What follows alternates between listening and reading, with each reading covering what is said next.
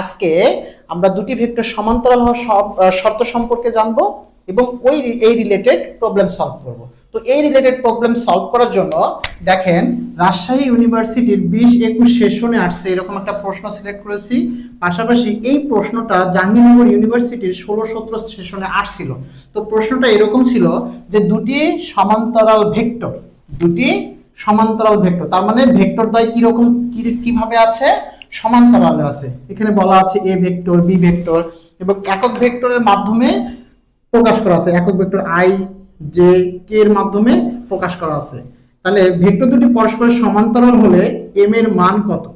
এখন আপনারা জানেন যে দুটি ভেক্টর সমান্তরাল হলে ক্রস গুণনের নিয়মে করা লাগে, মানে নির্ণায়কের ফরম্যাটে করা লাগে। হ্যাঁ, নির্ণায়কের ফরম্যাটে আপনার হচ্ছে ক্রস গুণফল করে আমাদের এম এর মানটা নিয়ে আসা লাগে। তবে আমরা এখানে ছোট্ট একটা ট্রিক্সের মাধ্যমে এই রিলেটেড প্রবলেমগুলো সলভ করব ইনশাআল্লাহ।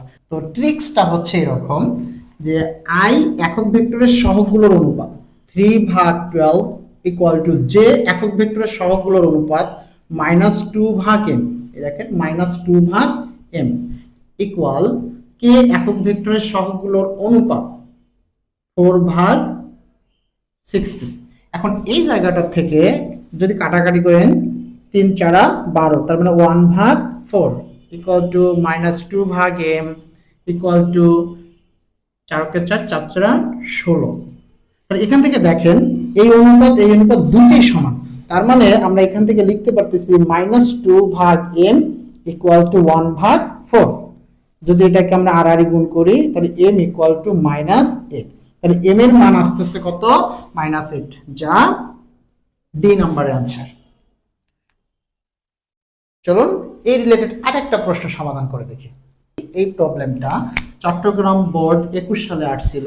তো প্রবলেমটা এরকম ছিল যে এ ভেক্টর বি ভেক্টর দেওয়া আছে এবং বলা আছে যে এম এর মান কত হলে ভেক্টর দ্বয় পরস্পরের সমান্তরাল হবে। এখানে কিন্তু সমান্তরাল বাংলা কথাটা লেখা নেই, বাট এই সাইনটা দেওয়া আছে, এটা কিন্তু সমান্তরাল সাইন। হ্যাঁ, তাহলে যেহেতু সমান্তরাল হওয়ার পূর্বের একটি প্রশ্ন আমরা সমাধান করেছি, আপনারা যারা এই প্রবলেমটা সলভ করতে পারবেন তারা কাইন্ডলি সমাধান করে কমেন্ট বক্সে কমেন্ট করুন। হ্যাঁ, এবং প্রশ্নটা মিলায়া দেখেন বা অ্যান্সারটা মিলায়া দেখেন যে আপনাদের মিলতেছে কিনা।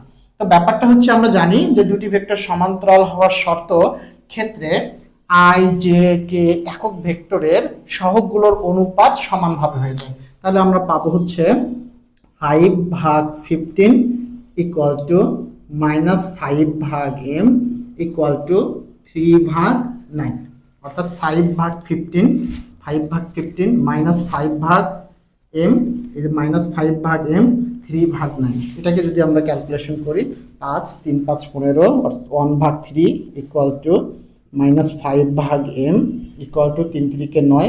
তাই দেখেন এই অনুপাত আর এই অনুপাত সমান।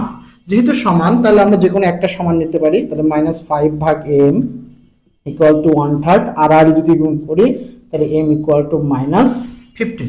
তার মানে আমাদের অ্যান্সার হবে বি। ইনশাআল্লাহ এই রিলেটেড প্রবলেমগুলো ধারাবাহিকভাবে পাওয়ার জন্য আমাদের পেজে লাইক ফলো দিয়ে পাশে থাকবেন। আসসালামু আলাইকুম রহমতুল্লাহি ওয়া বারাকাতুহু।